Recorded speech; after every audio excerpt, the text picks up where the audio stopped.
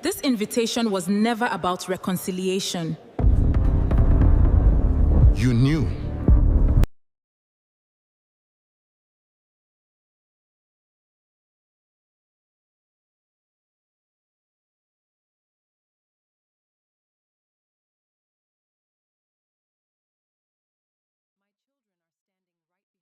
Standing beside her were her adult twins in vibrant formal attire and her powerful husband, Kojo Ansa. Kwame's smile froze when Mansa saw her name displayed on the Charity Foundation screen. In that moment, she understood that the invitation had never been about reconciliation. Tomorrow, you will go to the clinic alone, Mansa. This family has waited long enough. Nana Nyako said those words, just as the housekeeper placed the final platter of grilled tilapia on the marble dining table inside the family's glass villa in Nyayaso, Kumasi. She wore a royal purple kente dress embroidered with gold thread, while both wrists were covered in glittering bracelets that reflected the light from the crystal chandelier above. In front of Mansa lay a cream-colored business card from the Ahenima Reproductive Health Center, positioned neatly beside her silver spoon as though it were part of the evening meal. Mansa had not yet sat down. She was still wearing her emerald green office dress with a narrow strip of Adinkra fabric along the collar. Her brown leather bag remained over her shoulder. Inside there was a cocoa export contract worth 487,350 cedis that she had spent 3 weeks finalizing. But no one asked how her day had gone. No one cared that earlier that morning, she had persuaded a difficult client to retain an order that supported more than 100 farming households. Every pair of eyes was fixed on her stomach. I will go, Mansa said, gently placing her bag on the chair. But Kwame must come with me. The fork in her husband's hand stopped in midair. Kwame Nyakoho wore an ivory white shirt and midnight blue trousers, having just returned from a meeting with real estate investors. He looked at Mansa as though she had insulted him in front of a crowded room, even though only the two of them, his mother and an elderly aunt, seated at the far end of the table were present. We have already discussed this, Kwame replied. I do not need to be tested. We have never been tested together because there is no reason for me to do that. Mansa pulled out her chair and sat down, but she did not touch the food. She had heard that answer many times during their 7 years of marriage. Whenever she suggested that they both see a doctor, Kwame claimed he was too busy, that the timing was inconvenient, or that a healthy man like him could not possibly be the cause. Over time, that unsupported claim had become accepted as fact by the entire family. Nanaya frowned. My son has never suffered from any serious illness. He manages 3 real estate developments, works 12 hours a day, and remains perfectly healthy. What more evidence do you need? Being able to work is not the same as having a medical test result, mother. The atmosphere around the dining table immediately turned cold. The elderly aunt lowered her eyes and pretended to adjust her napkin. Kwame dropped his fork heavily onto his plate. Mansa knew she had touched the one subject that was forbidden in this family. The possibility that a successful man might carry a problem that money and status could not conceal. Are you trying to humiliate me? Kwame asked. I am asking for fairness. In front of my mother? Your mother scheduled the appointment in front of everyone. Nanaya leaned back in her chair, her gold earrings swaying slightly. A woman who respects her family does not turn childbirth into an argument about rights. She simply does what must be done. Mansa looked at the cream-colored business card, Utst. In the corner, Nanaya had written her name in blue ink, followed by the words, Comprehensive Examination for the Wife. Kwame's name was nowhere on it. A dull ache moved through Mansa's chest. It was not because of the clinic. It was not entirely because they had no children either. What exhausted her most was the way they had transformed a shared sorrow into a sentence imposed only on her. I have done what needed to be done for 7 years, she said. I have taken medicine recommended by relatives. I have changed my diet. I have visited 3 clinics. I have prayed at ceremonies where people called me to the front as though my body were a public failure. Kwame turned his face away. Mansa continued, her voice still calm. I have never asked him to feel ashamed. I have only asked him to stand beside me. Nanaya tapped one finger against the table.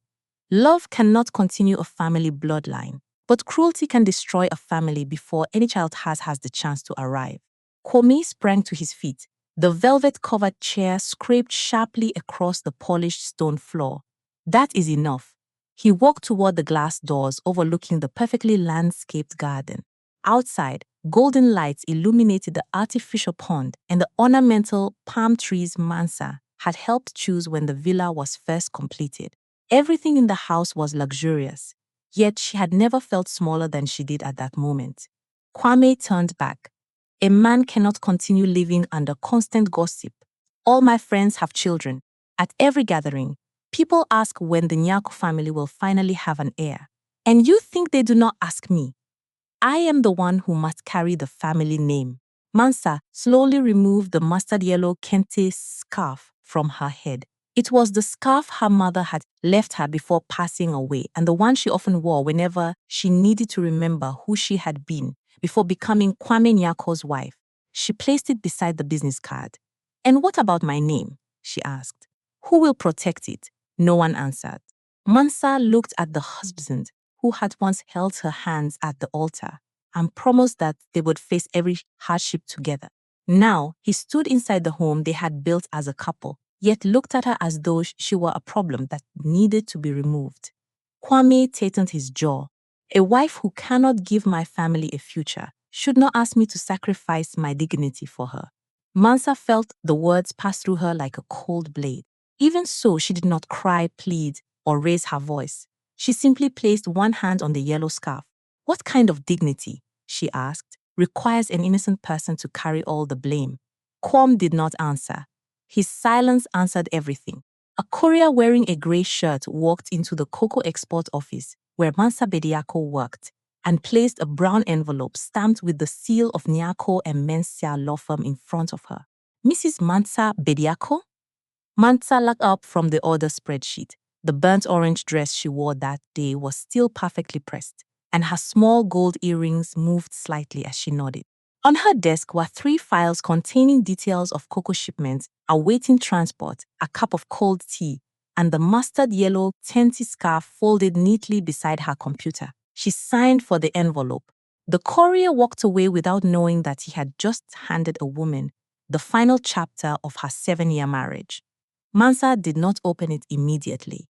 She stared at her typed name on the front, then returned to checking the payment figures for a cooperative on the outskirts of Kumasi. If she stopped working at that moment, 86 farming households could have their payments delayed by another week. The work still had to be done. 10 minutes later, Mrs. Ebena Kusi, the company's operations director, entered the room. The woman in her 50s wore a cobalt blue suit, and her expression was more serious than usual. She closed the door, pulled out the chair opposite Mansa, and placed another file on the desk. Is something wrong, ma'am? Mansa asked. Ebena did not answer immediately. She looked at the law firm's envelope, then at the yellow scarf. The board has decided to restructure the company, she said. Your department will be merged with the Accra office. They are keeping only 2 management positions. Mansa understood the rest before Abena finished speaking. And I am not one of them. Abena clasped her hands together. I oppose the decision. You have 7 years of experience. You understand the cooperatives better than anyone. And you just saved the contract worth 487,350 cedis. But they want people who are willing to relocate to Accra immediately. When does the decision take effect? At the end of the month. Mansa turned toward the glass wall. Outside, younger employees walked through the corridor, carrying coffee and files, completely unaware that 2 pillars of her life had collapsed in the same morning. Abina looked at her with concern. Do you have family you can stay with? The question made Mansa touch the brown envelope. Perhaps from today, I no longer know what the word home means. She opened the envelope. Inside were divorce papers signed by Kwame, along with a carefully prepared proposal for dividing their assets. He would keep the Nyeyeso villa because it was registered under the family company. Mansa would receive the old car, her personal belongings, and 12,600 cedis described as transitional support. There was no personal letter, no explanation.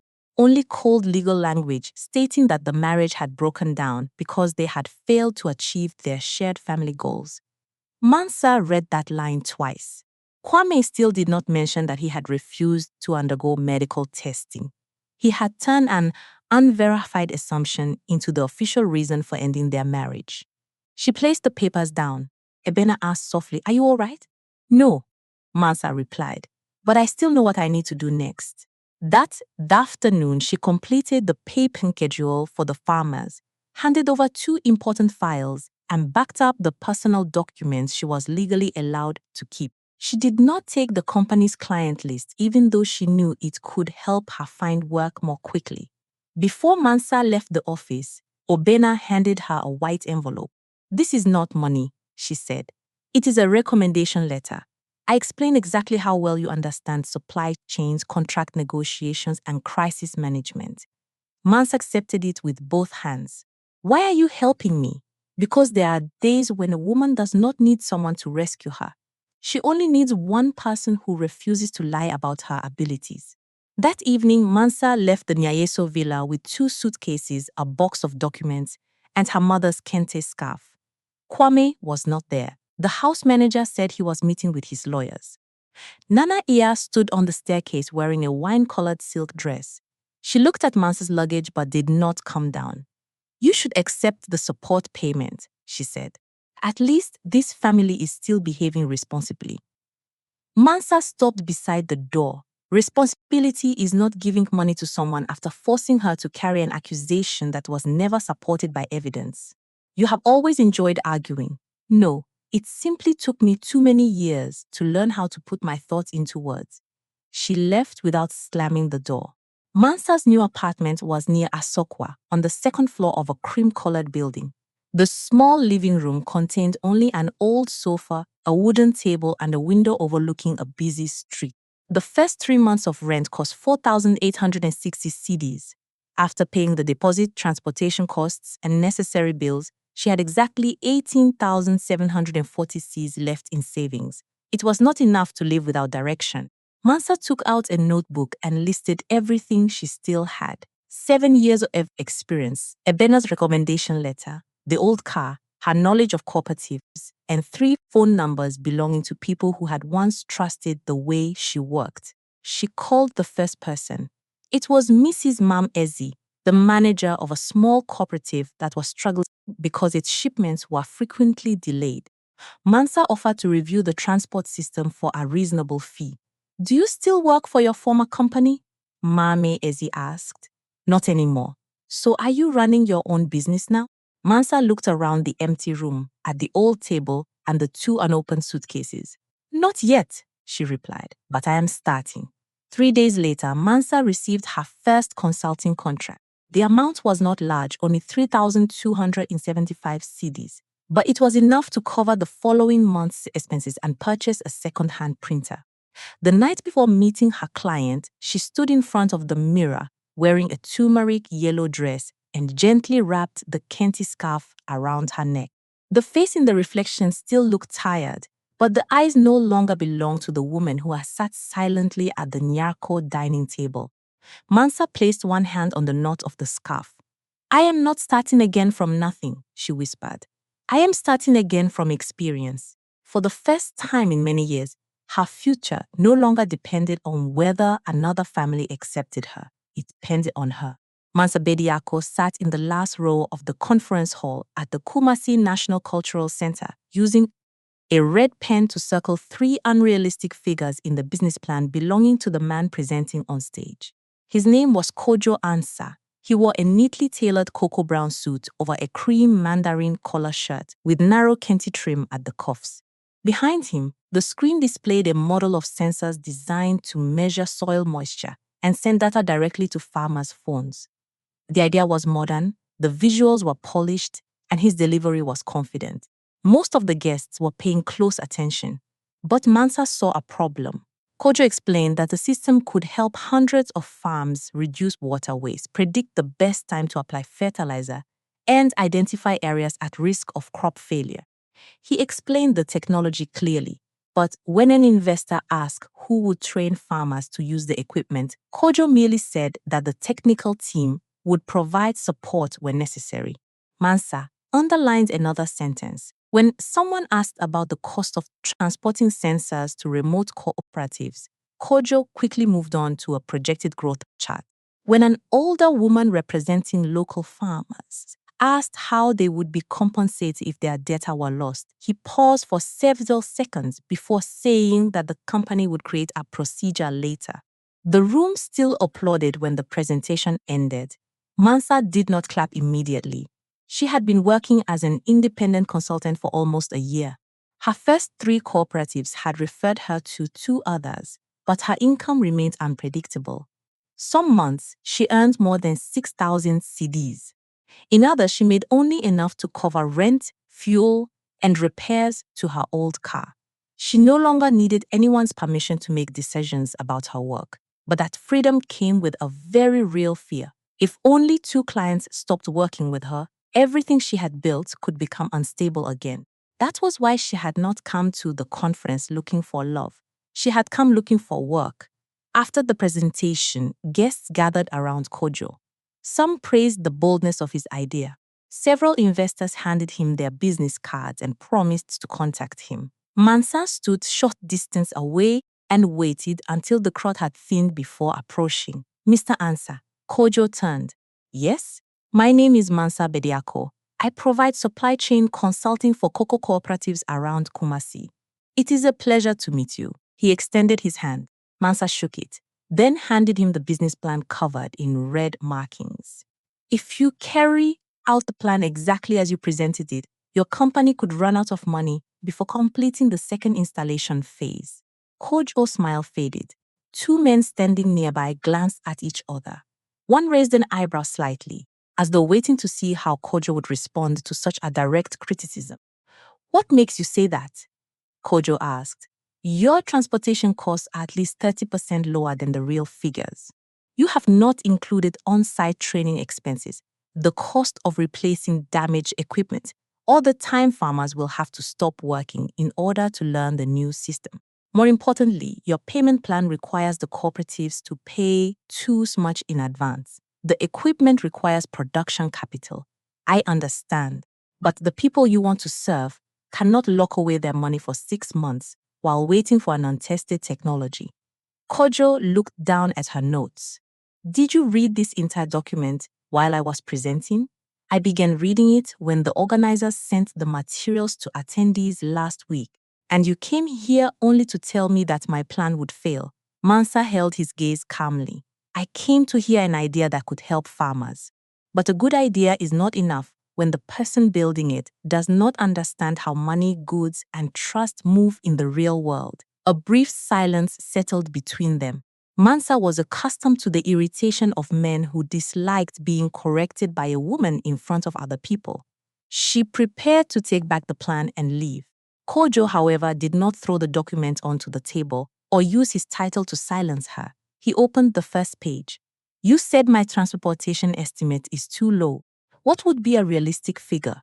Mansa pointed to the budget section. If you've launched all 4 regions as planned, you need to add at least 18,750 cedis. That does not include the difficulty of traveling on 2 of those routes during the rainy season. Kojo continued reading her notes.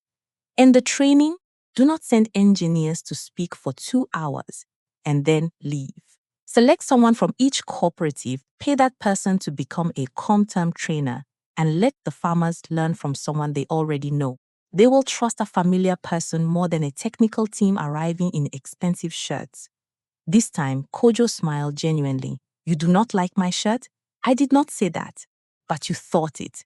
Your shirt is very nice. Your operational plan is not.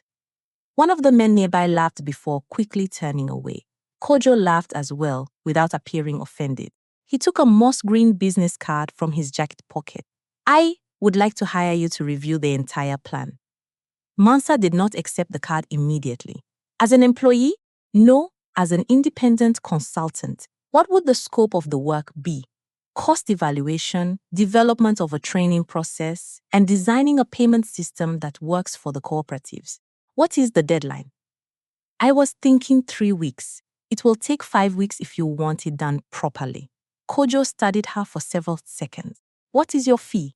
Mansa named a figure of 8,425 cedis. It was the highest fee she had proposed since becoming an independent consultant. She knew the amount was reasonable, but the hand holding her bag tightened slightly. Part of her feared Kojo would think she was asking for too much. He only asked, "Can you send me the contract tomorrow, after you provide complete access to your course data?" Agreed. During the weeks that followed, Mansa and Kojo disagreed often. Kojo wanted to move quickly and impress investors. Mansa repeatedly forced him to return to the more important question: would the system work reliably for the first people using it? Their most intense arguments occurred when Kojo proposed reducing the amount paid to cooperatives for their data so that more money could be allocated to advertising. You cannot build technology for farmers by paying them less than the value they provide, Mansa said. Without promotion, the project will not attract investment. Without trust, the project will not survive long enough to use that investment. Kojo walked toward the window and looked out at the rows of young cocoa trees planted for testing. He remained silent for a long time, then turned and crossed out the proposed reduction. "All right," he said, "we will maintain the payment rate." It was the first time Mansa had seen a man change his decision without treating the change as a loss of authority. 8 months later, after the project had successfully passed its first testing phase, Kojo invited her to dinner at a modern garden restaurant in Kumasi. Mansa understood that the invitation was no longer entirely related to work. She placed the yellow scarf over the back of her chair and spoke directly. "I recently left a marriage in which I constantly had to prove that I deserved to remain. I do not need a man to rescue me." Kojo looked at her calmly. "And I do not need you to become weaker so that I can feel stronger." Mansa did not trust him immediately, but for the first time since her divorce, she allowed herself to believe that relationship could begin with respect instead of promises. Mansa Bediako placed the mustard yellow Kenti scarf across her lap as Dr. Amasewa closed the consultation room door at the Ahenema Women's Health Center in Kumasi.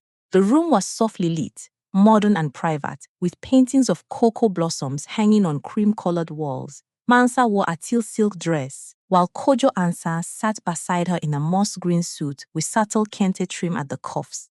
In front of them were 2 sets of test results placed side by side, neither one positioned above the other. That detail alone made Mansa's throat tighten. During her first marriage, every question had been directed at her body. Every piece of advice, every stare, and every prayer had placed her in the center as though she alone were responsible. But here the doctor did not ask why the wife had failed to conceive. She asked whether they were both ready to receive the results together. "We are ready," Kojo replied. Mansa looked at him. "Are you sure?" Kojo rested one hand on the arm of his chair without touching her before she invited him to. "I did not come here to prove that I am healthy," he said. "I came here to learn the truth with you." Dr. Amma opened the first file.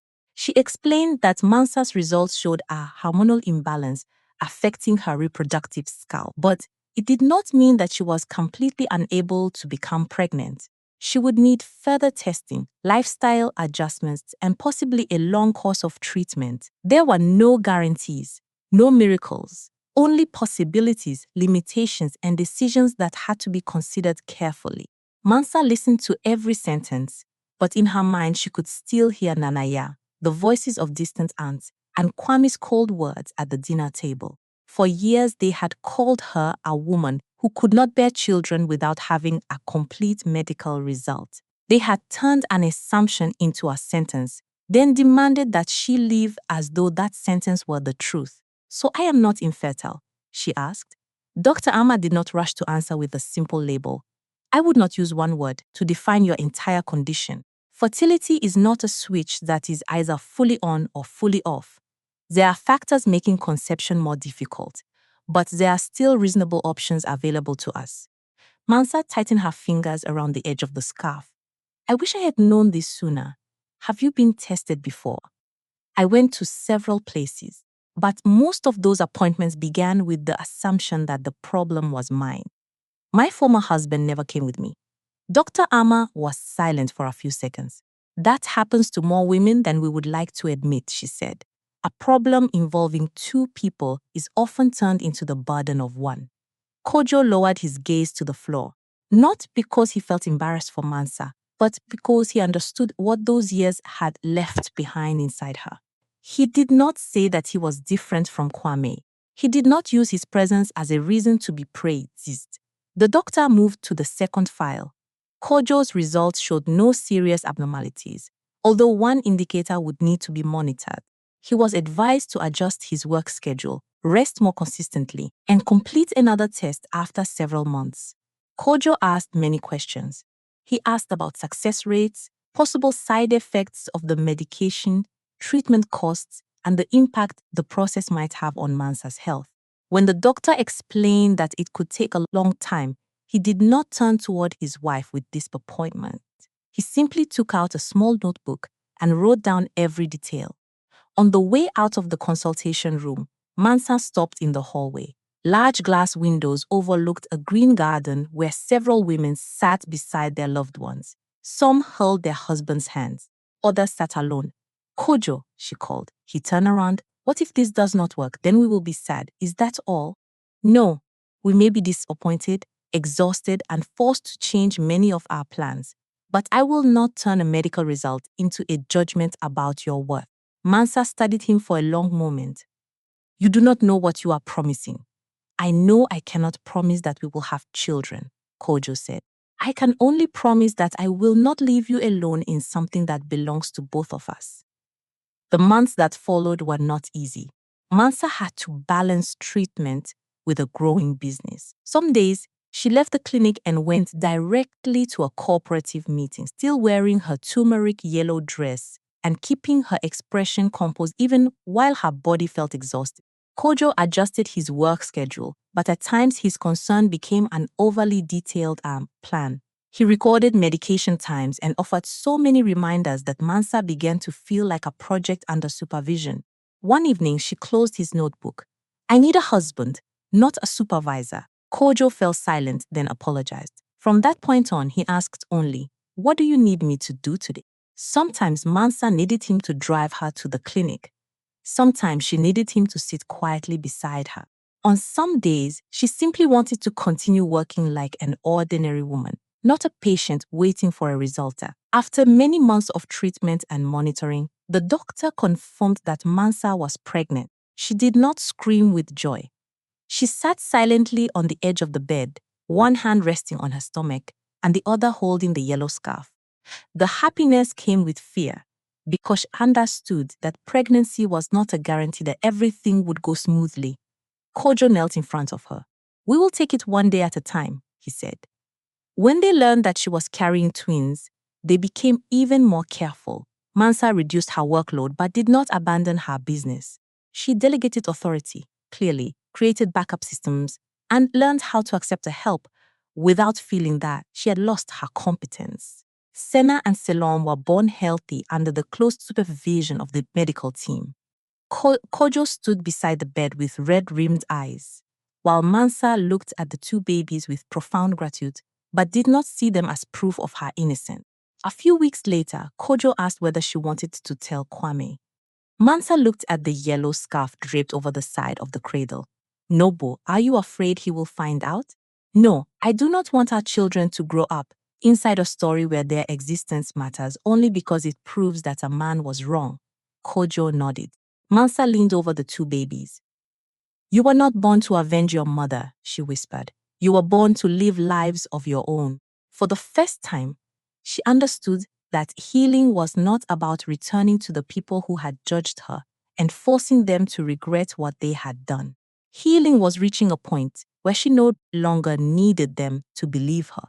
Mansa Ansa walked into the sixth-floor conference room at Sika Harvest headquarters in Kumasi, placed a moss green report folder on the table, and asked the chief financial officer to explain why a payment to one cooperative was 4 days late. She wore a burnt orange silk dress, a narrow gold belt, and cream-colored heels.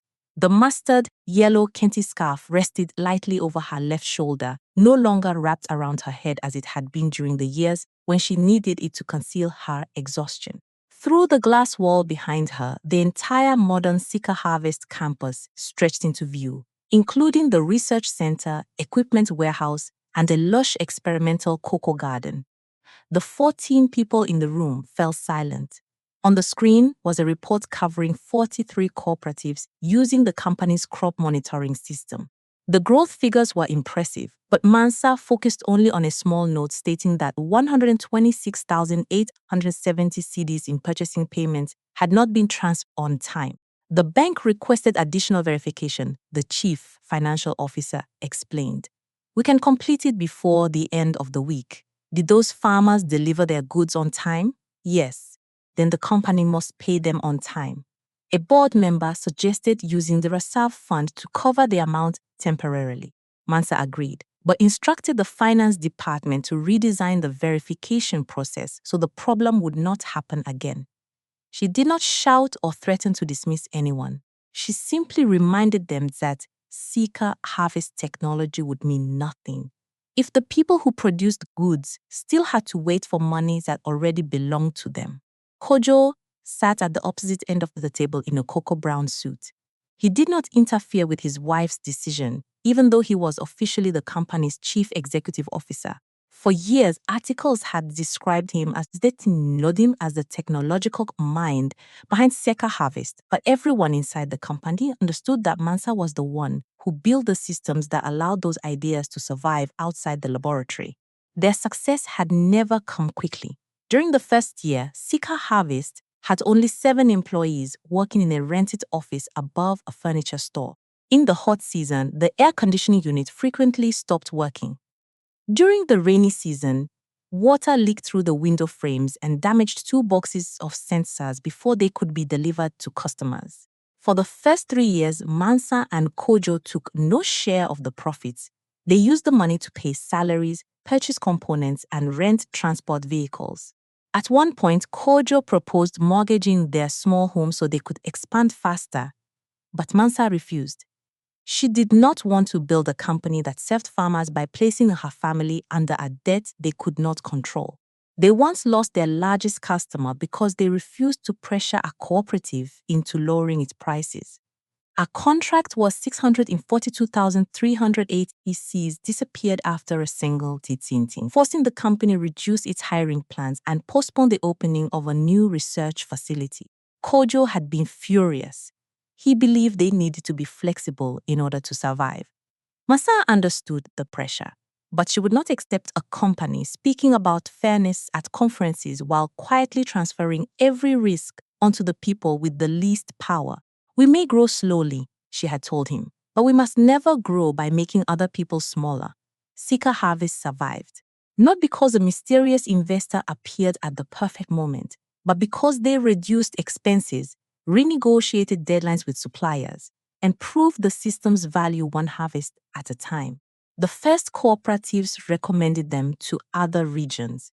The technical team was trained to listen to farmers before attempting repairs. Mansa created a payment system that allowed every transaction to be traced and developed a financial guidance program for women managing family farms. One step at a time. The meeting ended after the delayed payment issue had been resolved. When the managers left, Kojo remained beside the window. He looked down at the courtyard, where Sena and Silom were speaking with a group of company interns. The twins were now 20 years old. Sena wore a coral-colored jumpsuit and was working on a food storage system design project. Silom, dressed in a cobalt blue shirt, was testing a crop data analysis model. Mansa and Kojo had never pressured their children to take over the company. They wanted the 2 young adults to discover their own paths, even if those paths led them away from Sika Harvest. Do you know what day it is? Kojo asked. The day we paid 126 farming families late. I thought you would say that. He handed her an ivory envelope with a gold border. The paper was thick and the recipient's name had been written in elaborate calligraphy. Mansa recognized the Nyako name before opening it. It was a wedding invitation for Kwame Nyako and Ifya Ausu at the Golden Ashanti Grand Hotel. The ceremony was described as a celebration combining traditional Ashanti style with modern architecture, attended by more than 300 guests from the business community, local government, and the media. Mansa read the entire invitation without showing any emotion. Then a small card slipped onto the table. Kwame's handwritten message was clearly visible. I think it is time for you to see what a truly complete family looks like. Kojo read the sentence from across the table. His expression hardened, but he did not snatch the invitation from his wife's hand or immediately declare that they would not attend. Does he still think you have no children? Kojo asked. Perhaps, or does he know and want you there for another reason? Mansa turned the card over. There was no further explanation. After 21 years without contact, Kwame had not asked how she was living, mentioned her work, or apologized for the past. He only wanted her to see his life. Senna walked into the room, noticed the invitation, and recognized the name. She read the message, and her eyes immediately filled with anger. Mother, you cannot let him speak to you like that. He already has, Mansa replied.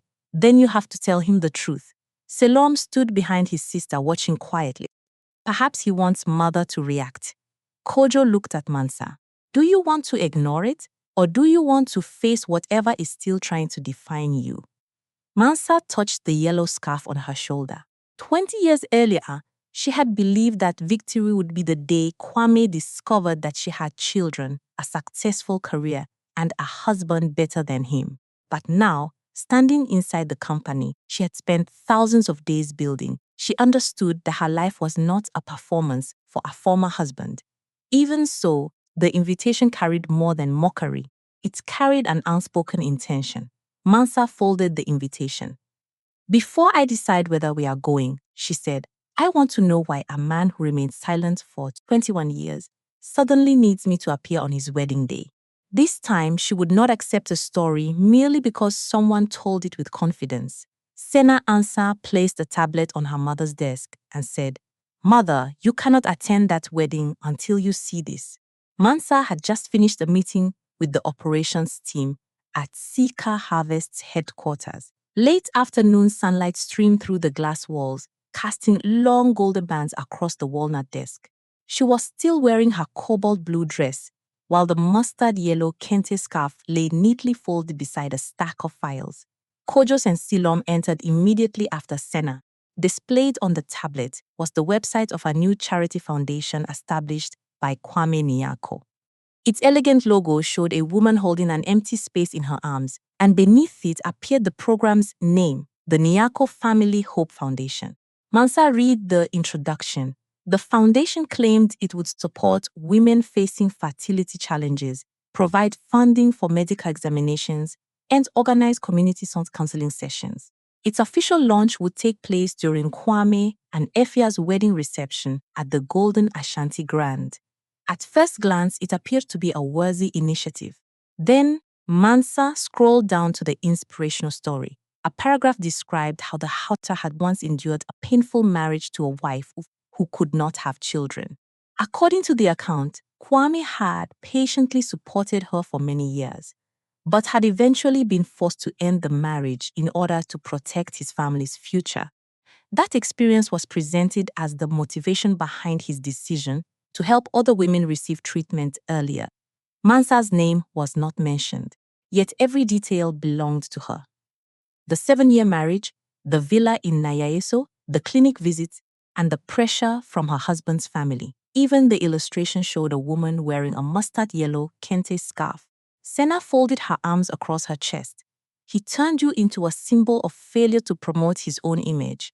Selom stood beside the window. His expression was calmer than his sister's, but his voice had grown cold, and he wrote himself into the story as the patient husband. Kojo picked up the tablet. He read every line, his brows tightening. He has no right to use your story. He may claim it is only a composite story, Mansa replied. What about the scarf? Senna asked. It looks exactly like grandmother's. Mansa stared at the illustration for a long time. When she had left the Nyako villa, she had taken only 2 suitcases and that scarf. Kwame had never understood why it mattered. To him, it had merely been an old piece of fabric she wrapped around her head on difficult days. Now it had appeared in his campaign, not as a symbol of strength, but as the mark of a helpless woman waiting to be rescued. We should demand that they remove the website immediately, Kojo said. Sika Harvest Legal Department can send a notice today. Mansa shook her head. This is personal. I do not want to use company resources, but it could affect your reputation. Then I will hire a lawyer with my own money. Sina stepped closer to her mother. Why are you still so calm? He took the most painful part of your life and turned it into a stage for his wedding day. Because anger is not a plan. The answer silenced the room. Mansa opened a drawer and removed an old file stored inside a brown leather cover. It contained the divorce papers, previous medical results, and the recommendation letter Abena had once given her. She had not kept them to feed resentment. She had kept them as evidence of where she had begun. Kojo sat down across from his wife. What are you thinking? I am thinking that this foundation could genuinely help women, Mansa said.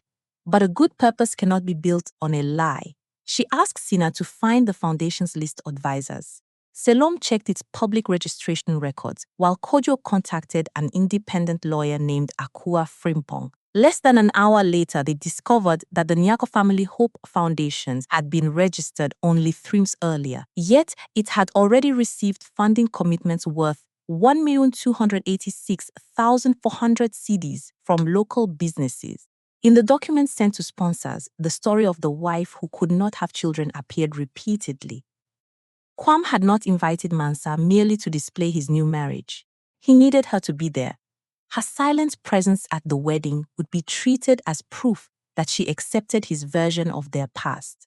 If Mansa sat inside the ballroom and listened as Kwame launched the foundation without objecting, the sponsors could believe that she had approved the story.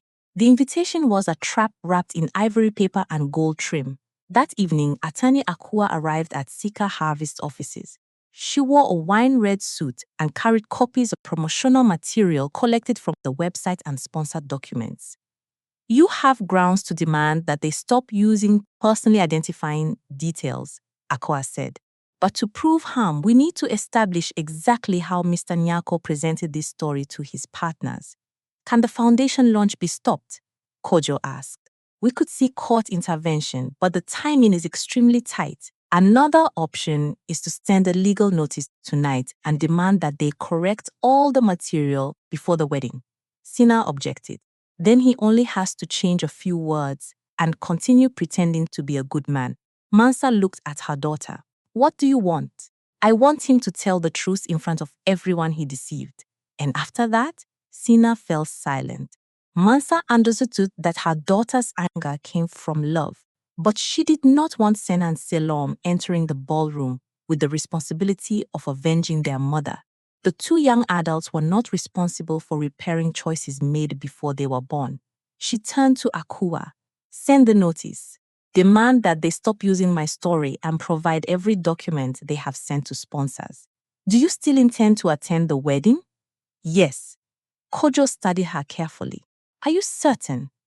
Mansa picked up the yellow scarf and gently smoothed the worn threads along its edge. I am not going there to display my husband, my children, or to prove that Kwame was wrong to leave me. I am going because there are women who may enter that foundation carrying genuine pain, and they deserve to receive help built on the truth. Selom asked, what if he tries to humiliate you in front of everyone? Mansa draped the scarf over her shoulder.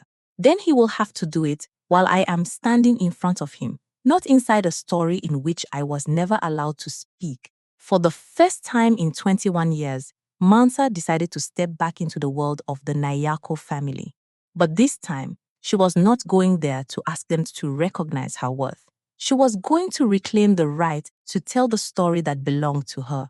Efia Owusu stepped out of the Golden Ashanti Grand Hotel's private fitting room and saw a legal envelope placed among the boxes of wedding flowers on the table. She was wearing a champagne gold wedding gown made of glossy silk, with tiny crystal beads along the shoulders and adinkra patterns embroidered across the bodice in gold thread. 2 dress designers stood behind her, adjusting the long train as it brushed lightly across the marble floor. Through the glass doors, The wedding ballroom glowed with white floral columns, amber lighting, and a large stage displaying the logo of the Nyako Family Hope Foundation. Ifa picked up the envelope. The sender was attorney Akua Frimpong, acting on behalf of Mrs. Mansa Bediako Ansah. She read all 4 pages without sitting down. The letter demanded that the organizers immediately stop using details from Mansa's private life in promotional materials and provide copies of everything that had been sent to sponsors. Attached were screenshots of the website, the foundation's presentation documents, and an illustrations of a woman wearing a mustard yellow kente scarf. Ifya looked toward the stage. She had seen that image dozens of times during the weeks of wedding preparation. But Kwame had told her that it represented thousands of women facing pressure because of fertility challenges. He had never said that the figure had been created from the story of his former wife. Future Mrs. Nyako, we need to test the veil again, one of the designers reminded her. Ifya removed the crystal hair clip. Please give me a few minutes. When the door closed, she called Kwame. He did not answer. She called a second time and then a third. Finally, he sent a message saying he was meeting with sponsors and would see her later. Ifya did not wait. She placed a silk robe over her wedding gown and walked through the private corridor leading to her conference rooms at the end of the floor. 2 hotel employees hurried after her, but she signaled for them to stop. Inside the room, Kwame was seated with 6 business representatives and the foundation's communications director. The screen behind him displayed the image of the woman wearing the yellow scarf. We have a problem, Ifya said. Everyone turned around. Kwame stood, and a brief flash of irritation crossed his face when he saw the letter in her hand. He asked the sponsors to excuse them for a few minutes, then led Ifya into a smaller waiting room next door. You should not have entered that room in your wedding dress, he said. The press could arrive at any moment. You should be more concerned about what this letter says than about my dress. Kwame read the first page, then placed it on the table. Lawyers often use dramatic language to create pressure. There is nothing to worry about. Does Mansa know that you used her story? I did not use her name. You used the length of the marriage, the house, her clinic visits, and even her mother's scarf. Those are common details. Ifya looked directly at the man she was about to marry. Then why did you invite her? Kwame adjusted his cough. I thought it was a civilized gesture. You wrote that she should come and see what a truly complete family looks like. Kwame's expression changed. He clearly had not known that Ifya had seen the handwritten card. A member of the guest management team had photographed the invitations for the event records. And Ifya had read the message while reviewing the guest list. That was only a private comment between 2 people with a history, he replied. No, it was the humiliations prepared in advance. Kwame walked toward the window. Below them was the hotel entrance, where employees were setting up barriers for guests and members of the media. More than 300 invitations had been sent. Millions of cities in sponsorship commitments depended on the story he had told. He could not admit, shortly before the wedding, that the emotional foundation of the charity might have been built on one woman's silence. Ifya, you are allowing one letter to destroy everything we have built. Everything we have built, she asked, or the image you built. The foundation will help many women. A good purpose does not turn a lie into the truth. The words left Kwame silent. Ifya had believed she understood him. They had met while working on a housing development project for female traders in Kumasi. She had fallen in love with his organizational ability, his confidence, and the way he spoke about social responsibility. Whenever Kwame discussed his former marriage, he described himself as a man who had endured years of hardship before finally choosing a future. Ifya had never met Mansa. She had also never asked what choices that woman had been allowed to make.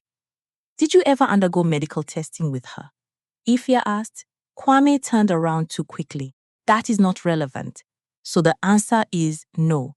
At the time, everyone knew where the problem was. Who knew? My mother, our relatives, and the doctors she visited. Was there a test result for you? Kwame did not answer. His silence made the wedding gown suddenly feel heavier against Ifya's body. She did not need to know whether Mansa had later become a mother.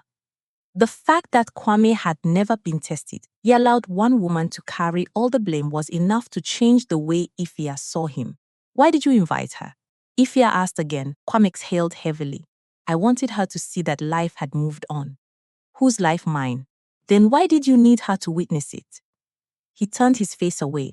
Ifya understood. Kwame had never truly wanted reconciliation.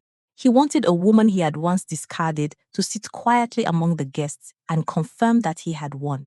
The charity foundation, the lavish wedding, and the arrogant invitation all served the same purpose, protecting a version of the story in which he was always the man who had been right.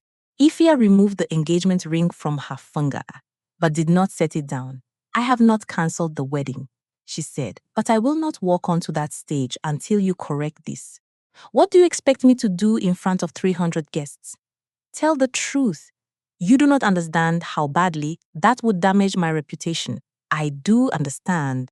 Ifya closed her hand around the ring. I simply do not believe your reputation is worth more than another person's dignity. Kwame looked at her as though he was seeing for the first time that the woman standing before him was not a decoration in his life. Ifya picked up the letter. Mansa will be there, she said, and when she enters that ballroom, I will not stand beside you and help you humiliate her. Then she returned to the fitting room. Before the door closed, Ifya saw that the image of the woman wearing the yellow scarf was still displayed on the screen inside the conference room. She instructed the communications director to remove it and suspend all promotional material until the legal concerns had been resolved. For the first time during the wedding preparations, an important decision had been made without Kwame's approval. And for the first time, Ifya understood that the woman she needed to protect before entering this marriage was not only Mansa, it was also herself.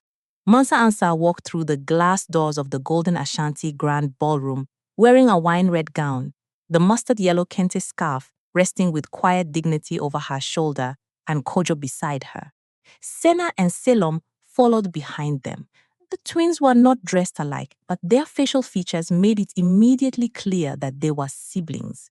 Senna wore a coral orange silk dress with adinkra patterns embroidered along the waist. Selom wore a cobalt blue suit with a narrow strip of kente fabric at the collar. They had both agreed that they would not enter the ballroom as evidence in an argument between their parents. They were there as adults who had the right to understand their family's past. Traditional drums blended with modern string music beneath a ceiling covered in crystal lights. More than 300 guests sat around round tables decorated with white flowers and green leaves. On stage, the logo of the Nyako Family Hope Foundation was still displayed. But the image of the woman wearing the yellow scarf had been replaced by an abstract symbol. The legal notice had worked. The story behind it, however, had not yet been corrected. As Mansa entered, the conversations near the doorway gradually faded. Some guests recognized her from articles about Sika harvest. Others knew her only as the groom's former wife, the woman vaguely referenced in the story behind the foundation's creation. Nana Yan Yako stood near the family table. She was now in her 70s, her silver hair wrapped in a deep purple headscarf, and her posture was no longer as straight as it had once been. When she saw Mansa, her face tightened. Then her gaze moved towards Senna and Selom. The glass in Nanaya's hand tilted slightly. That cannot be, she whispered.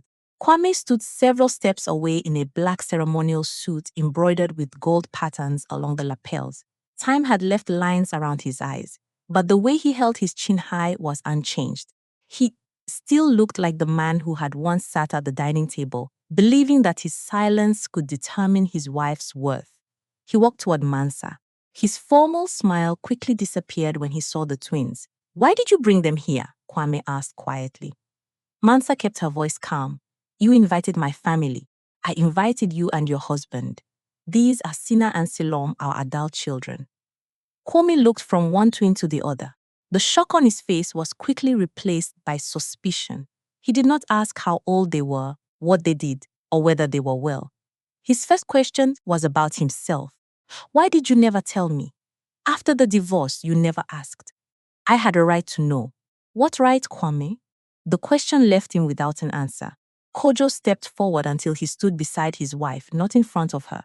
He offered Kwame his hand with polite but firm composure. I am Kojo Ansa. I know who you are, Kwame replied. Seek a harvest. No tonight, I am Mansa's husband. Sina glanced at her father. She understood that Kojo had not said those words to display his power.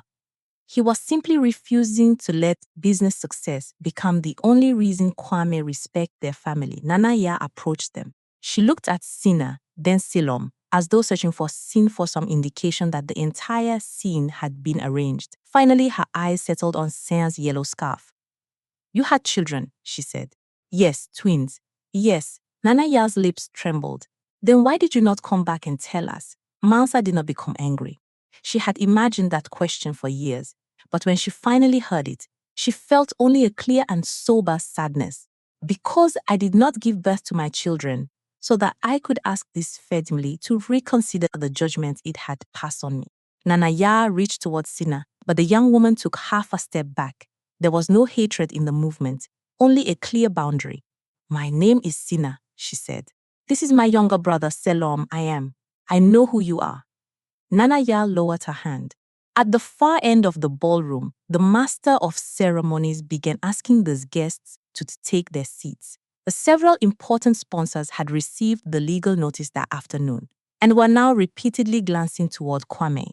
The communications director approached him and whispered that 2 companies wanted to suspend their funding commitments until the foundation's story had been verified.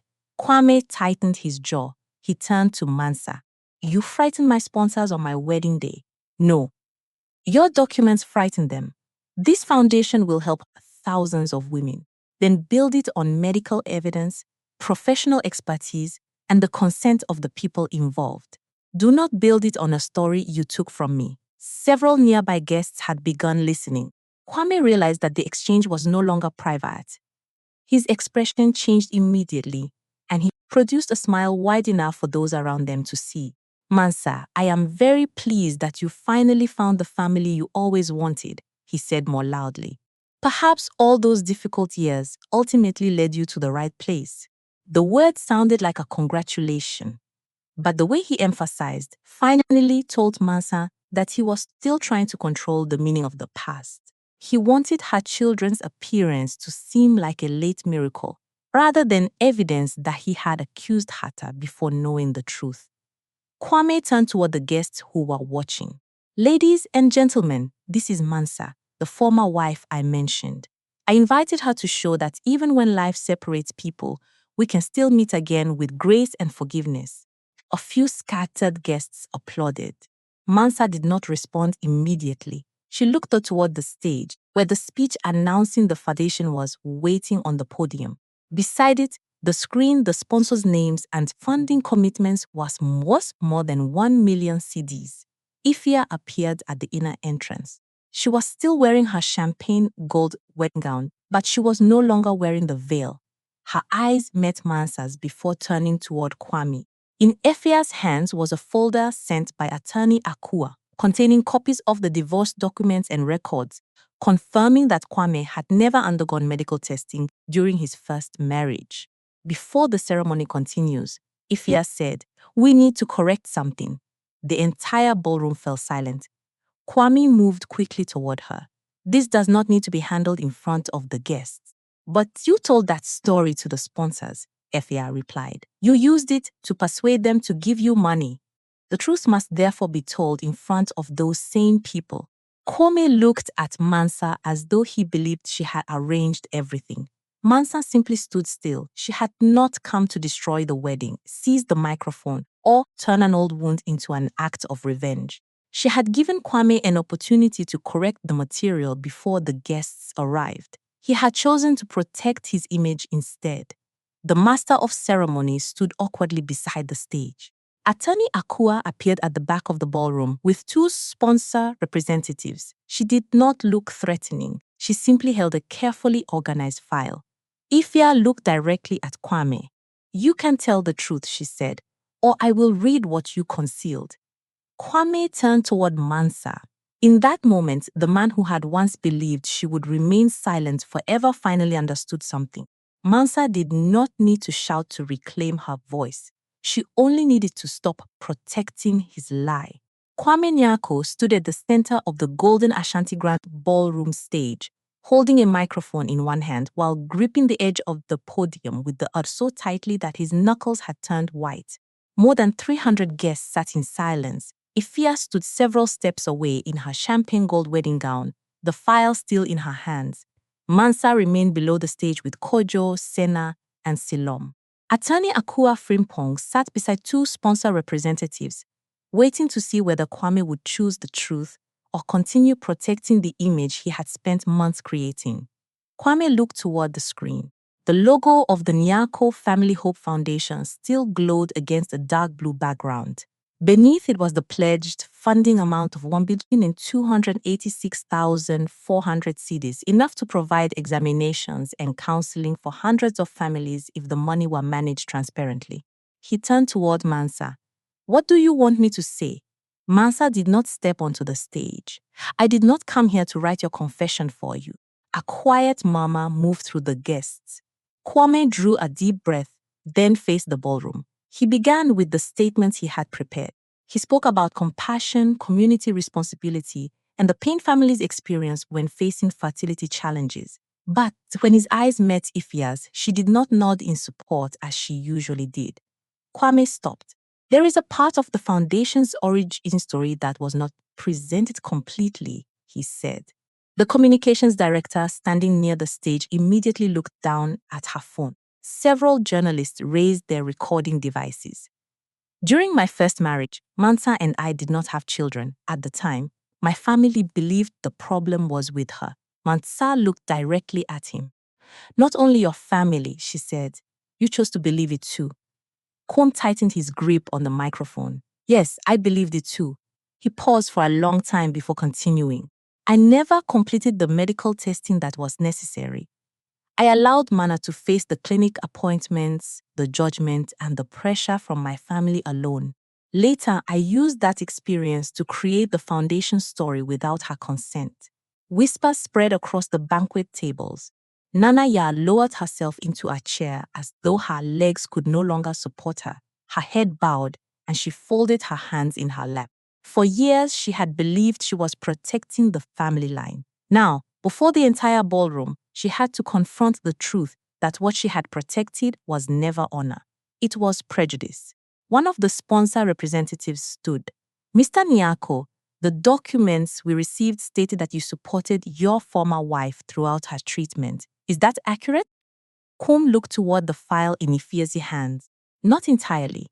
Did you know that Mrs. Ansah had not agreed to the use of this story?" "I never asked." The answer was brief, but it was enough to change the atmosphere in the room. Ifia removed the engagement ring from her finger. She walked onto the stage and placed it on the podium in front of Kwame.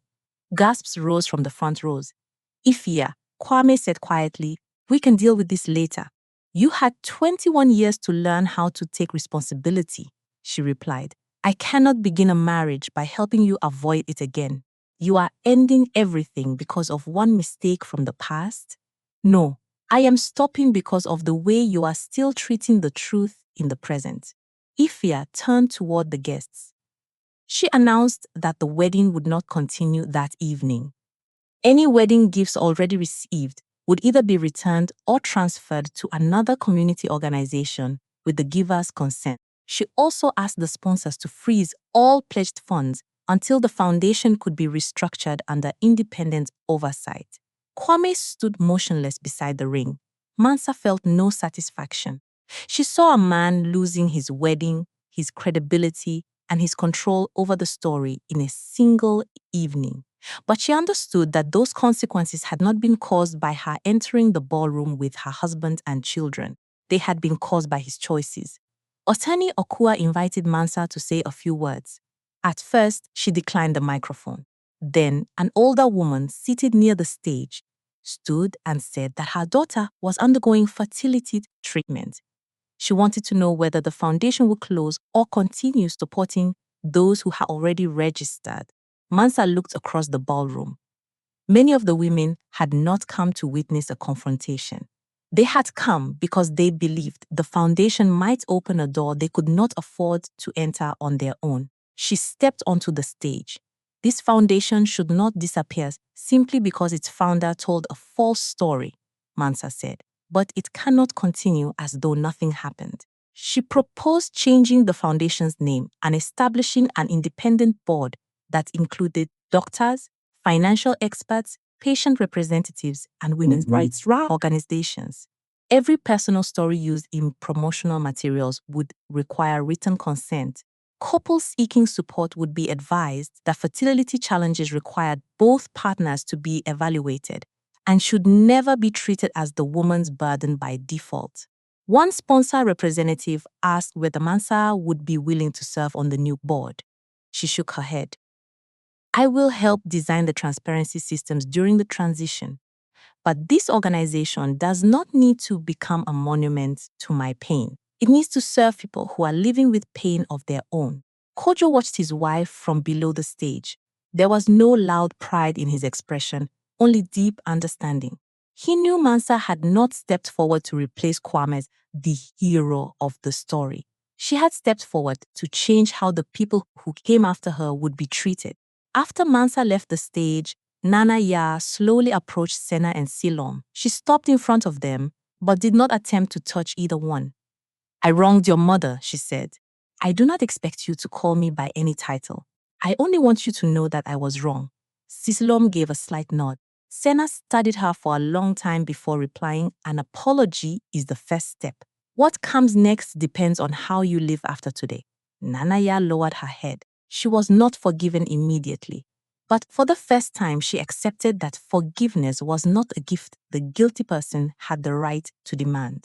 When the Ansar family left the hotel, the lights outside were still shining brightly.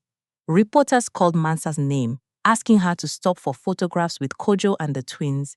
She declined. Senna asked whether her mother finally felt that she had won. Mansa looked at Kojo, then at the two adult children beside her. She touched her mother's yellow scarf resting over her shoulder. No one has to lose for me to live a good life, she said. But sometimes the truth must be spoken so that other people do not continue paying the price for a lie. 6 months later, the foundation reopened under a new name, the Ahenima Support Center. The original funding was released through a system of public audits. Its first program did more than provide medical testing for women. Whenever possible, husbands or partners were also required to participate in counseling. Ifya returned to her work in community housing development. She did not speak badly about Kwame in the media, and she did not return to the marriage that had ended before it began. She chose a peaceful life that required no explanation. Kwame stepped down from his leadership position at the foundation. He began therapy and sent Mansa a handwritten apology without excuses. Mansa did not respond immediately. She placed the letter in a drawer beside the divorce papers and the recommendation letter Abena had once given her. Those papers were no longer evidence that she had once been rejected. They were markers along a long journey. One afternoon at Sika Harvest, Mansa watched Senna and Selom debate a new project, while Kojo stood beside the window waiting for her to finish working. She understood that a complete family was not one that had never experienced pain, mistakes, or disappointment. A complete family was a place where no one had to make themselves smaller in order to stay. Mansa wrapped the yellow kente scarf around her shoulders, closed the drawer, and walked toward the people waiting for her. This time, she was not leaving her home. She was coming home. This story reminds us that the truth will always matter more than the labels others try to place on our lives. Never allow one judgment, one prejudice, or one temporary failure to determine your worth.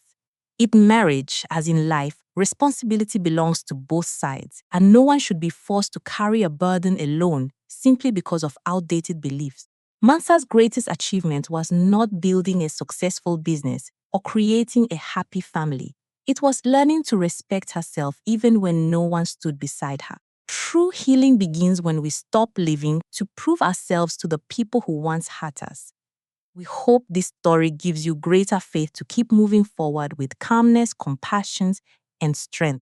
If this story touched you, share your thoughts in the comments and tell us which city you are watching from. Do not forget to like, subscribe, and turn on notifications so you never miss the next inspiring story.